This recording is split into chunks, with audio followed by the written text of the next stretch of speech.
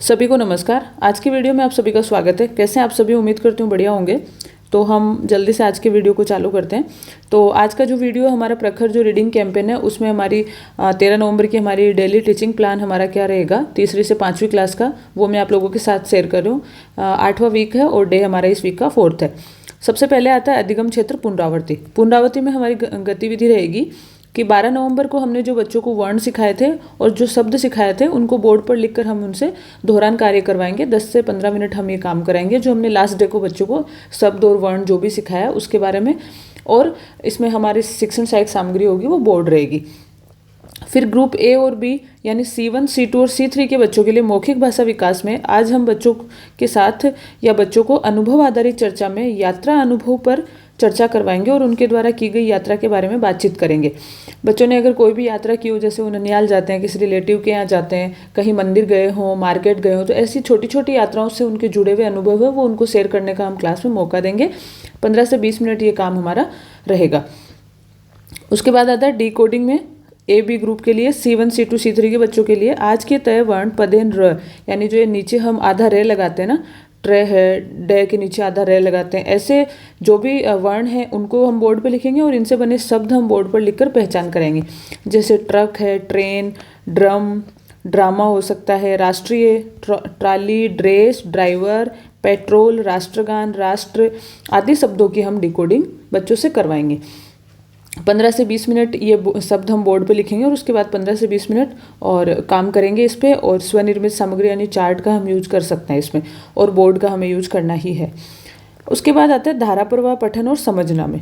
तो इसमें group A B यानी और C1, C2 और C3 के बच्चों के साथ बोर्ड पर लिखे गए शब्दों का हम बच्चों से कोशिश करेंगे कि वो धारा प्रवाह से पठन कर सके। रुक रुक के करते हैं तो भी उनकी प्रैक्टिस करवाएंगे ताकि वो उसको ईजिली पढ़ने में आगे बढ़ सके। और कक्षा 3 से 5 के ABL कार्ड नंबर 30 जिसमें एक पैराग्राफ सा दिया हुआ है, एक एक बूंद की किफ़ायत का धारा प्रवाह से पठन करवाएंगे। ये उसका टॉपिक है, एक एक बूंद की किफ़ायत। 15 से 20 मिनट रहेगा और ABL कार्ड 30 है वो हम इसमें शिक्षण सहायक सामग्री में यूज लेंगे। ये वाला है, ये कहानी टाइप है। शिक्षक स्वयं भी पढ़े और बच्चों को भी पढ़ने दें और आनंद लेने दें।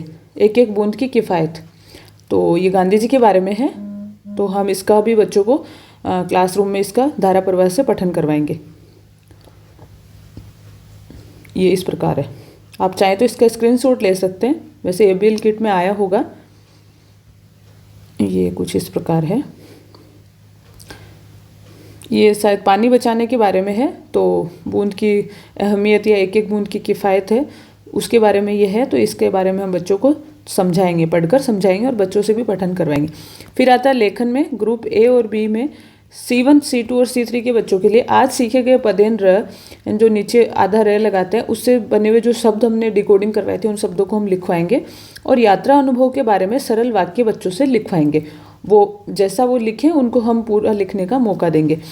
15 से 20 मिनट काम रहेगा ये और बोर्ड और अभ्यास पुस्तिका में हम उनसे शब्द और वाक्य लिखवाएंगे।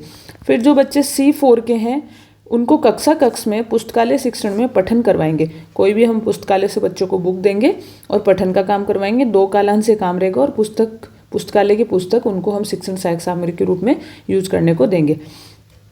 तो ये रहेगी हमारी 13 नवंबर की दैनिक योजना। तो इससे आप हेल्प ले सकते हैं और इस योजना के अनुसार या आप जो योजना बनाते हैं उस योजना के अनुसार हमें बच्चों के साथ काम करना है। मिलती हूँ मैं आपसे कल की योजना में। Thank you so much.